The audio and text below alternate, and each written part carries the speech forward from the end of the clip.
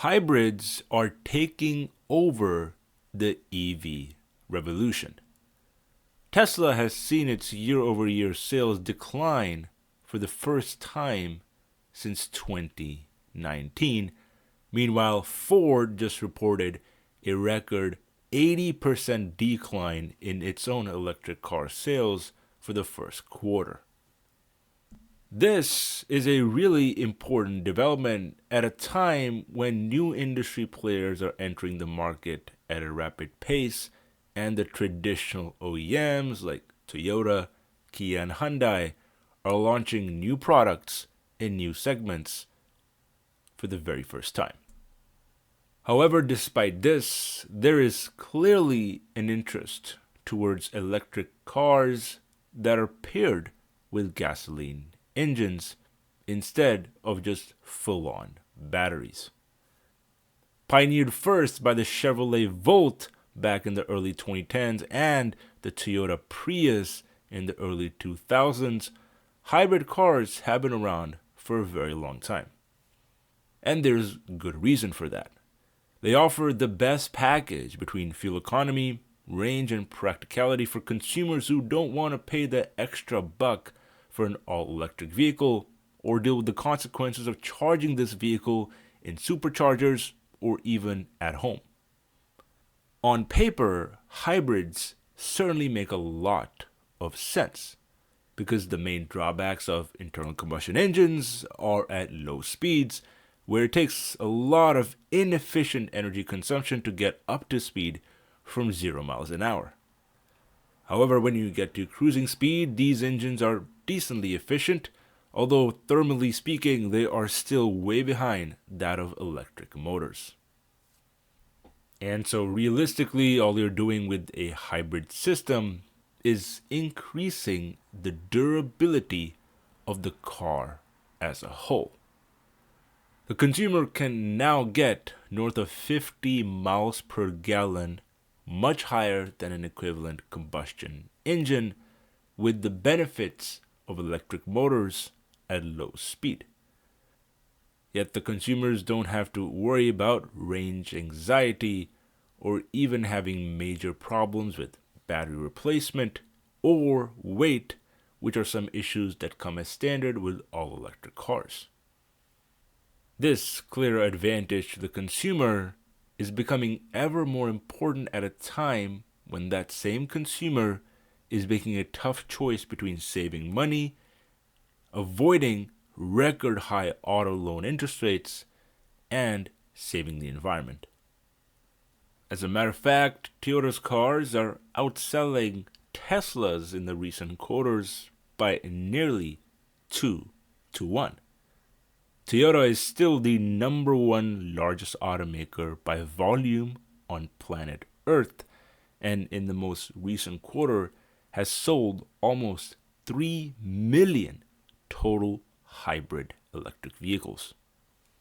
Out of the total 11.2 million vehicles that Toyota sold in 2023, which was a 7.2% increase from the previous year, the company's total hybrid, hydrogen, and battery electric sales accounted to around 3.67 million, compared to Tesla's battery electric only sales of 1.8. And that trend is only accelerating here in 2024, because as you can see, Toyota's total electrified vehicle sales from the last month have grown by almost 90% year over year, from around 48,000 units in March of 2023 to now over 78,000 units in the same month this year. And it's important to note that this includes not only Toyota's affordable brand of Prius, Corolla, and Camry, but also its Lexus luxury brands of vehicles with SUVs and crossovers that are all hybridified using Toyota's technology.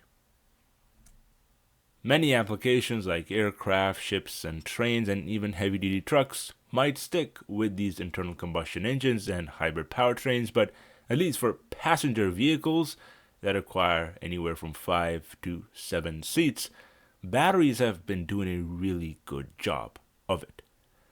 They simplify the manufacturing process significantly, as seen by the profit margins somebody like Tesla experienced during the peak of the pandemic. And in terms of reliability, these batteries can last anywhere from 100,000 to even 150,000 miles without you having to do any major maintenance. And obviously, the most important fact is the fact that you don't have to pay for gas, which is anywhere from 50% to 100% more expensive than refueling an electric car. As a matter of fact, all electric OEMs like Teslas are some of the cheapest cars to maintain long term, with their 1 to 5 year cost being anywhere from $400 to $600, signaling a very significant savings for the consumer compared to ICE cars. So although in the short term Toyota's strategy is certainly paying off because of its hybridization and the EV market slowing down, the chances of this trend continuing going into the next 3 years is very minimal. Toyota is certainly going to need to make moves in the right direction, and they certainly are through their investments in their BZ4X program and even their hydrogen fuel cell vehicles. But they certainly have a little bit to catch up to the likes of somebody like General Motors or even Ford, who are launching new battery electric vehicles this year. But as usual, folks, let me know your thoughts on the situation down in the comment section below on whether or not this hybrid sales boom is going to last. Are they indeed the better solution, or will battery electric sales start to recover? Thanks a lot for watching, folks, and I'll catch you guys in the next one. Take care.